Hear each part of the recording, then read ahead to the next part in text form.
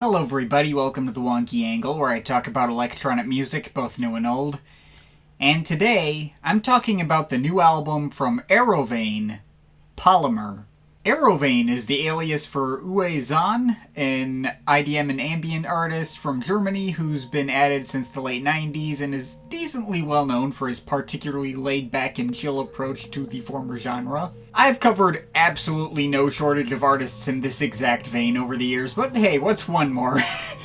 I've known about this guy in passing for a while now. I can't remember where I first saw his name. I want to say through his placement on Pitchfork's Best IDM Albums of All Time list a while back. And one of my Patreon supporters included the album I placed in said list, being Tides from 2000, in a list of possible projects I could cover for a $20 request. Which did result in me looking into him a tiny bit further, even though I ended up selecting another one of the options that guy provided me for the request, which interested me more. I was eventually inspired to cover this latest project when I saw it show up in my inbox, thanks to being on the mailing list for this new small-time IDM label called Quiet Details. When I saw it existed, I was like, oh, maybe this will give me a good excuse to go back and catch myself up on his wider back catalog. Granted, I wasn't expecting to look up his catalog and find that he has nearly 30 studio albums to his name at this point, nearly half of which are collabs with other artists and the vast majority of which came out in the past decade. But I thought, what the hell, I've covered more intimidating catalogs before, I'll try him out anyway. Checking out artists like him is kind of what this channel is all about, and it's not like anyone else on this platform is equipped to do it in the same way. So I sat down and listened through all his previous studio albums, 29 releases in total, including all those collabs, and here's my thoughts on his discography so far. Pretty standard fare as far as this particular era of IDM goes, showing the 90s styles bleeding into the more delicate 2000s styles that outlets like Pitchfork would really start to publicize later. I wouldn't say it's the most outstanding stuff I've ever heard in this vein, but if you're looking for a prettier and more lighthearted companion to the kind of stuff an artist like Monolake was putting out at the time, it'll serve you quite well. Very solid. This is probably his most well-known work, the above-mentioned one that showed up on that Pitchfork list and that I was given the option to cover for Patreon request. And I will say, it is a noticeable step up from the debut as well. The introduction of very light guitar textures and some slightly trip-hop flavored beat work being integrated into his previously established style made him stand out from the crowd a fair bit more, really nailing that laid-back and melancholy vibe it's going for, even if running together a tiny bit. I can more or less confirm the hype behind this one. Even if hardly one of my new all-time favorites, it might scrape into properly great territory. Okay, here's a collab album he did with Phonem. This is the only project in this marathon that I couldn't find on Bandcamp, and it doesn't appear to be on streaming either, but I did find a full unofficial upload on YouTube. It's a lot darker and crunchier than his previous work, a lot more Monolake-ish metallic atmosphere, though still delivering some of the more delicate melodic flares that were on his debut. It's pretty neat. Technically not a main album, but a compilation of his first 3 EPs, none of which overlap with his albums and recently got the same remastering treatment as his other early albums, so I threw it in here anyway. It's basically more stuff like his debut while being less textured and more background music-y, which, you know, stands to reason given it's his earliest released material. Probably not essential, but fine enough for what it is. Also, the first of those EPs was originally mastered by Robert Henke, and the 2 remixes at the end are of tracks originally by Torsten Profrock. So I guess my earlier Monolake comparisons were even more appropriate than I thought. This, meanwhile, is his more traditional follow-up to Tides, very much in the same vein as that project, inspired by a trip to Japan. His sound palette here was even more delicate than before, with even more organic instrumentation, including some pianos, a vocal appearance from Kazumi, some synth string embellishments, and more. It's about equally as nice as the album it aimed to follow up, if not even a bit better, and a fitting send-off to his work as well, as implied by the title of the final track, Goodbye Forever. It marked his retirement from making music altogether. Just kidding. He did take a near-decade-long hiatus after Lilies, which certainly made people think he'd retired for good, but then he came back with this album in 2013, and afterwards proceeded to become way more prolific to the point where it became normal to get multiple projects from him in a year. Anyway, this album basically picks right back up as if he never left. Same mix of crunchy IDM beatwork and delicate melodies you already knew from him before, back to the sounds of his debut when I Call This Done. A lot of people compare it to Try Repeat A. I guess I can see the resemblance, even if it's A, not as heavy, and B, not even close to as memorable. It's okay, but pretty uninteresting. Well, this is something different, an almost entirely ambient record, primarily built around piano performances with a few experimental touches scattered around, compiled together from compositions he wrote and recorded between 1990 and 1999, but didn't release until 2015. It's very nice all around, decently well varied too, and the nostalgia tracks remind me a lot of Jean-Michel Jarre's Waiting for Cousteau.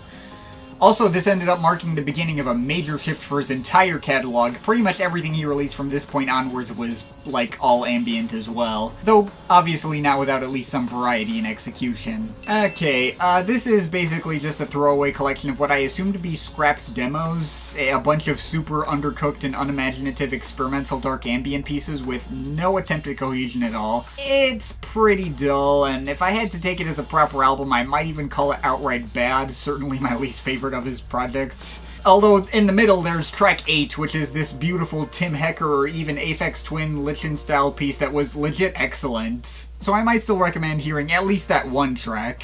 But okay, if you were itching for something more properly substantive, this collab with Greek artist Tior Chronic was one hell of a return to form. Easily the best project Arovane had to his name since Lilies. The first dedicated artist album ever to be released on the label A Strangely Isolated Place. This is a super expansive and cinematic ambient record that evokes so much wide open space and a feeling of like being up in the sky above the clouds, as kind of ended up becoming a hallmark of albums released on that label. Great stuff. Oh hey, and here's a project he released on Lee Norris's TXT label. 4 lengthy ambient pieces, all over 10 minutes, 2 lighter cuts with a lot of melodic plucking covered in reverb, and 2 much darker monolithic drone pieces. Pretty low-key and unassuming, but enjoyable enough for what it is. Next, he teamed up with Porya Hatami for another mostly dark ambient drone record, made up of 8 shorter tracks this time. Could take it or leave it. Track 6 was a refreshing bright spot, though. Well, this started out as something kind of different. The earlier parts of this album had a lot more of a well-textured experimental noise flavor. Not harsh noise, none of it is loud or overbearing, but noises is the best way to describe it, from like field recordings, tapping on metal surfaces, breaking sticks, amelodic electronic effects, and more. Although past a certain point it's back to regular old dark ambient drones and I ended up kind of tapping out again. It's cool, but not essential. Another collab with Porya Hatami, though this is very different from the last effort. This is a piano and keyboard driven ambient project that has much more melody and warmth than Resonance did. It still kinda runs together and falls in the background. I didn't enjoy it as much as, like, Elive, for instance, but it's decent. Oh, electroacoustic sessions. This is exactly what it says on the tin. I expected this to be another throwaway in the same vein as Lyed's score, but it surprisingly turned out to be pretty good. Like, if that album had some actual heart put into it, more emotional value and interesting texture. Not gonna say it's an absolute must-listen, but as far as his more experimental projects go, it's one of his better offerings thus far. This was a pretty strong effort too, definitely my favorite of the Porya Hatami collabs. The presence of that overarching alien biological theme to tie everything together is a plus, but the liquid dark ambient compositions themselves are pretty intriguing and nail a lot of foreboding atmosphere while hitting that right balance between variety and cohesion. I can hang on to this one. Next, a collab with Darren McClure, which ends up in surprisingly similar territory to the previous album, albeit not nearly as dark and with more melodic texture. The squelchy synth ingredients going into it are pretty similar, but they're spun into a different, more naturalistic context. I fuck with it. And here's another collab album with Tior Chronic. Given how much I ended up getting into in between, I was pretty hyped for this. I don't know if it's as big a winner, not quite as impressively spacious, but the more heartfelt pianos and modern classical elements going up next to some actual IDM beatwork in the vein of his 2000s work is pretty refreshing to hear. Another solid effort for sure. Speaking of sequels, here's an entire companion album to add on to Organism. It's more stuff that sounds like that album, possibly slightly more minimalistic on average and probably not as good, but if you like the original, you'll like this as well. And speaking of Porya Hatami collabs, here's another one. As of now, I believe the most recent full-length project they've done together. Probably the friendliest out of their joint projects. A lot of warm pads, electroacoustic elements, and layered glitch work. I wouldn't say it's as good as something like Nest, but it scratches a similar itch. Oh, here's a regular old modern classical piano record with some glitchy touches in collaboration with Mike Lazarev. actually really nice. Maybe not as good as Aleve again, but certainly more attention-grabbing than Kaziwa. And now we're into the 2020s. This is kind of a mix of like Tim Hecker adjacent fuzzy melodic drone pieces with some Boards of Canada adjacent melodic synth doodles. Appears to have gotten a fair bit more attention than any projects of his had in quite a while, discounting the Hero Chronic collabs. I don't know if it stood out that much to me, but it's certainly nice once again. Kind of a larger scale repeat of the last album, and a slight improvement upon it as well. While it has its share of less impactful cuts, there are a bunch of moments here that really up the dramatic stakes and pull me in really effectively. I also like how it ends in a harpsichord composition as a callback to Tides. Good album. Moving over to Taylor Dupree's 12K label, this kind of follows a similar sound to the last two projects, but presents them in an even lower key and more peaceful context than usual, which should really be saying something. Again, very nice. Might even like it a tiny bit more than the last two as well. And speaking of Taylor Dupree, he did a whole collab album with him a year later, another 10-track ambient record, this one almost entirely based around the Nonlinear Labs C15 synthesizer. It's basically a slightly darker version of the last album. I think I enjoyed it slightly less, but if you like one, you like the other. And released on the exact same day as that last album is this collab with French artist EMHO, which barely gets any attention at all, possibly because it's subtitled In Between and Arovane already has a significantly more popular album with the exact same title. Why would you do that? Anyway, this is an even more minimal and lo-fi take on the sounds explored on the last album, might hit on a slightly deeper emotional level. It's good. I like the track Kert. And now we're caught up to the stuff he released this year. He's put out 3 other albums in 2023, aside from the one I'm about to actually review. All solo efforts, too, no collabs. Yet. For this one, I don't know, copy-paste a random mix of my thoughts on the last 5 albums. It's fine, I just don't really have anything unique to say about it. From this past April, this is a collection of 19 minimal piano pieces inspired by Eric Satie with some mild synth accompaniment, 26 if you include bonus tracks. And true to the album title, they're all very short, all but 4 of them don't even break the 3-minute mark.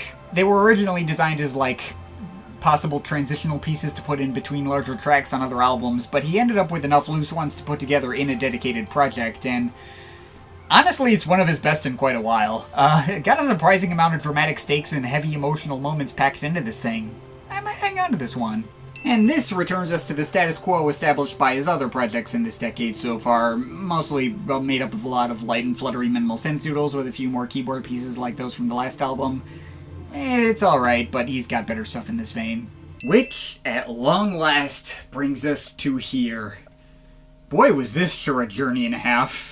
There is technically some more I didn't cover here, including a video game soundtrack that I think came out this year, a couple of releases under his real name, and various other smaller releases on the side, but I think I've already gone sufficiently above and beyond for this marathon.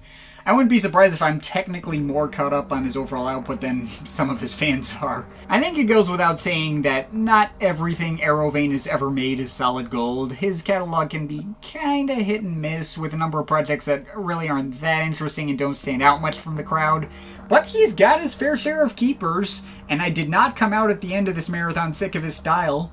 Doing this whole marathon gave me similar feelings to how I felt when I used to keep up with all the side projects of Lee Norris, circa 2014-2015. Now, Norris's catalog is significantly more vast than Arovane's, and ironically a fair bit more consistent, or at least arguably there may be some nostalgia bias for me there. But I remember all the time I spent sitting through all of his monolithic ambient drone projects, maybe running into some occasional misses like Notes from an Open Window or Third Sacraments Council, which I didn't feel strongly about, but I was still excited to hear what the next offering might explore, and I could pretty much always count on a certain baseline level of comfy quality on each one. And Arovane is kind of like that too. Even when I would hit an album or two that ended up being kind of mid, there was still just enough variety in terms of execution, both with and without his collaborators, where I'd still be interested to hear the next project. And there was always a solid high to balance out every low. Anyway, that brings us to this most recent album. As mentioned before, this one first came to my attention due to it being released on an up-and-coming ambient label called Quiet Details, run by the ambient artist Fields We Found. This label, despite only having gotten started at the beginning of this year, if I'm not mistaken, they've been seeing like a lot of pretty well-established artists contributing to it in some way.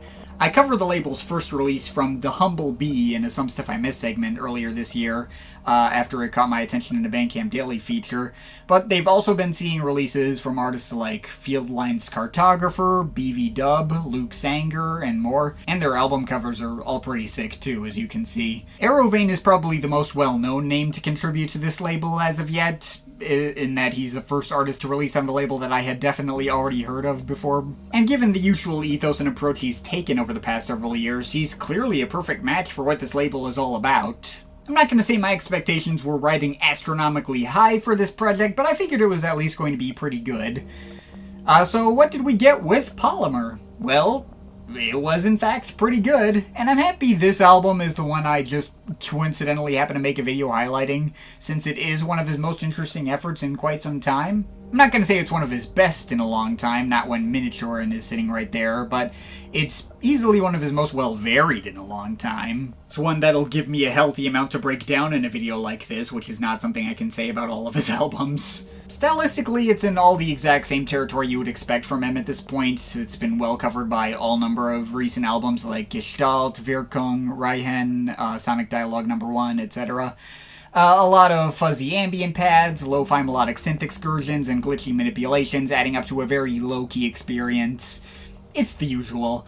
But each of the 14 tracks on this thing feels very distinct and are paced in such a way that the listening experience never runs together or becomes boring, no matter how minimalistic the sound may end up being. May as well just go through them in order.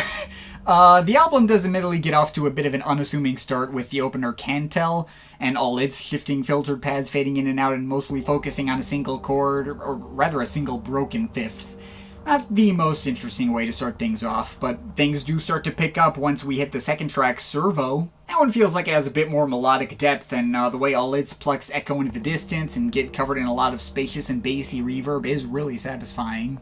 Rotor takes some similar mysterious melodic progressions, but sends them through some much fuzzier and noisier pads that are filtered a lot more heavily, just through the rapid pulsating in and out. There's almost something sort of resembling a groove built out of it. Granted, we do get two more misses after that. Yord is probably the weakest track here, as it's literally nothing but formless bass rumbling that sounds like running a microphone over a piece of cloth or rubbing it against your shirt. I got flashbacks to the least interesting parts of Biosphere's Auteur de la Lune with that one. And ystte is kind of a repeat of the idea behind the earlier track Rotor, albeit less interesting and cutting out a lot more quickly. But beyond that point, I really don't have much to complain about. All the other tracks here at least deliver something interesting that allows it to stand out from the overall track listing. Fosst features the flashiest and brightest synth textures on the album, playing waves of rapid-fire arpeggios that give me a little bit of like One-O-Tricks Point Never vibes maybe. And ysste contrasts that track's approach as hard as it can with an extremely muted sound. Again, sort of shuffling back and forth between a few very simple dusty synth chords that have the most lo-fi texture of any track on display here. Still managing to find something uniquely compelling out of its subtlety. Ylassu goes for a much more spacious approach with all these killing pads that sound like pianos like being slowly forward reversed to hide the actual attack of each note, alongside many layers of glassy percussive tapping textures to go over it. And then we hit the album's centerpiece in the 7.5-minute title track, possibly my favorite track here. Again, it's a very simple idea. There's an extremely thin underlying pad of like wiry buzzing that runs through the whole thing and sort of fades in and out. But also all these much brighter single chord stabs that get filtered and glitched a lot and take up a lot more space in the mix to make everything feel that much deeper and more dimensional. And even though there's no new ideas introduced beyond that initial premise, it remains captivating the whole way through. After a quick sort of interlude of melodic plucking over some much emptier sounding pads in eltic that doesn't stand out that much, we then hit another solid highlight in eltic, itself mostly just a single chord pad that slowly wavers in and out, but easily the most dramatic, striking, and full sounding single chord pad you'll find on this album. A lot of space being conveyed with so little ingredients. Bisincc, meanwhile, takes a significantly more subtle approach, being made out of nothing but twinkling high-pitched melodic synth taps. Get a little bit of that kind of vibe conveyed by something like the opening few seconds aboard the Canada's turquoise hexagon sun, but obviously a lot more formless and dreamlike and peaceful. Following track Epal kind of tries to combine the approaches of the previous two tracks with a similar filtered pad to eltic's put in the same higher melodic range as the plinking notes on bisincc. Also, you get a little glitching outro tacked on at the end. And then finally, we reach the closer Yude, which goes for a straightforward impressionistic piano composition, kind of like the ones that his Miniaturin album focused on, but obviously more drawn out to a healthy 5.5 minutes. Fits just as well next to all the very subtle and dreamlike compositions that have populated this last stretch of the album. And yeah, that's everything on Polymer. Very nice album all around. I definitely had fun with it. I'm not going to say this project is like a total life-changing masterpiece or anything, or even sits among the absolute best work Arovane has ever accomplished. There are a solid handful of projects he's put out that I might sooner feel the urge to return to over this, but there's also an equally solid handful of other projects he's put out that this very clearly outclasses. It definitely feels like an upper middle tier project in the greater scheme of his catalog, and definitely benefited from the extra repeat listens required for the more in-depth review I've given it. It obviously fits very well with that quiet details ethos focused on by the label this released on, as well as marking another solid effort to add on to his catalog. If you missed it and this kind of minimalistic and subtly glitchy ambient record is your cup of tea, I definitely say it's worth giving a shot. I'm overall feeling a strong 7.3 out of 10 on it. But of course, this is just my opinion. You can feel free to disagree with it, but I'd like to hear your thoughts, so leave the comments in the comment thing down there. Shout out to my Patreon supporters, they're awesome people. You want to add yourself to that list, link to my Patreon is in the description. But yeah, that's pretty much it. That's all for today. See you next time.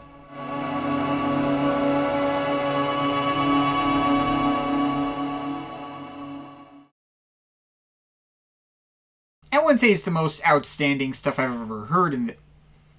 I wouldn't say it's the most outstanding...